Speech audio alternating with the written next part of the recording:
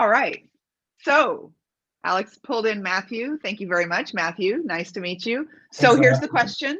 Yeah. How do you get a job on the Angular team? You How? apparently just successfully did this. Congratulations. Tell Yeah. us all your secrets.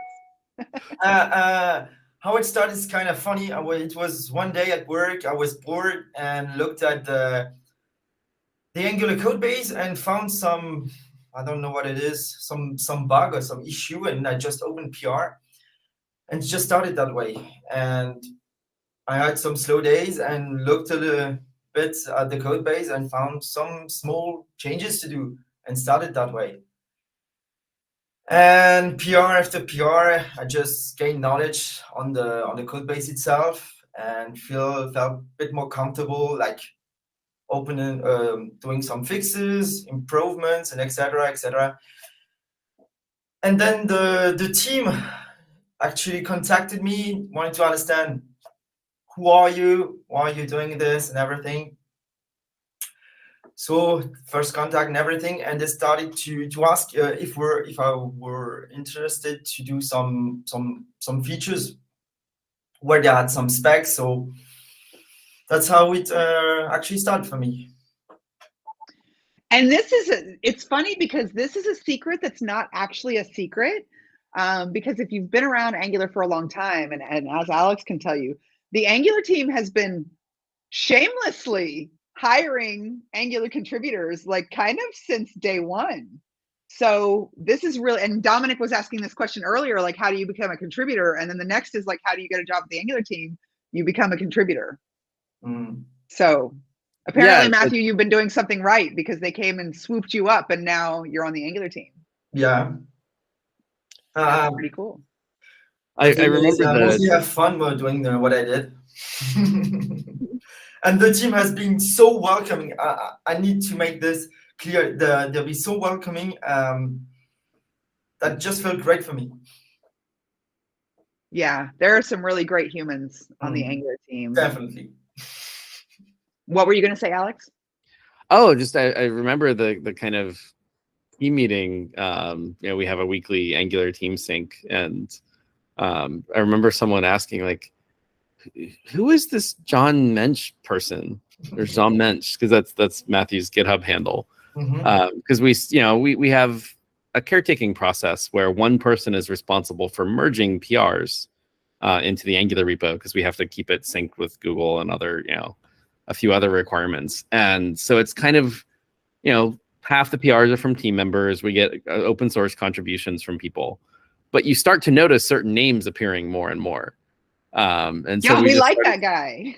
Yeah, we started seeing more and more contributions from the mysterious John Mensch, and we're like, all these theories of who is this person, where did they come from, like appeared out of the. Yoast did the same thing to us when he started working on Angular. He just started dropping in on PRs and leaving code reviews, and so like, who is this random person? They're right, but like, who are they?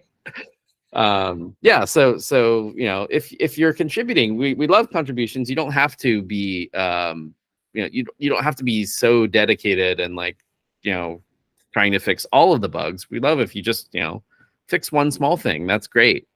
But if you start showing up like that, we do notice that people are contributing more regularly, and we will reach out to you and kind of engage with you and try to understand, like, what is your motivation? Why are you spending your time working on Angular, and how can we help you find the things that interest you to work on? It's hard for us, we can't really, like, if we have big features like signals that we're doing, those are items on our roadmap, those are kind of tied into other deliverables. It's hard to just have someone put these tasks out there, like, hey, someone help us implement signals. But if we know you and we're engaged with you, like, we can absolutely pull you into these kinds of bigger, more impactful projects. Matthieu, for example, did the lazy loading of the animations package, which was something that I think, like, we were not even sure was technically possible going into it. But great job, Matthieu. Yeah. So he made himself very useful. Yeah. And now here he is. It's a feature I'm really proud of because I spent a lot of time on it and also learned a lot of things. So really happy to be able to land it in V17. That's awesome. And we talked about the control flow, and getting rid of ngIf and ngFor in your code base saves you like 10 kilobytes, I think, or something like that. And what is animations, like 60? Yeah. So it's hugely impactful to be able to kind of lazy load that code, even more so than the other improvements we've made. Daniel, sir. Yeah, so something just popped up in my mind when you talked about Google and like the connection between Angular and Google is how, like, does Google give you any requirements? How do you guys communicate, like, just in general? In terms of like Google's usage of Angular. So the Angular team is in a Google organization called, depending on the different which org chart you read, like Core Systems. And we're part of an organization in Core called Core Developer Web that focuses on web technologies. And so the charter of our organization is to kind of build the foundation on which other Google products and product areas can ship their applications. And so that's our charter. We work as an open source team within that organization because we think the code that we're building is very useful externally as well as useful internally. And so we really kind of have one foot in both spaces. And with Google Teams, we through Minko and the developer relations or part of the organization, we talk very regularly with customers. There's thousands of Angular applications at Google, some of them quite large. And so we participate in kind of, quarterly and yearly planning in that sense. So, we're talking with one of our customers for next year, for example, who's really keen on things like event delegation. And so that's kind of ended up on our roadmap through their, conversations with them.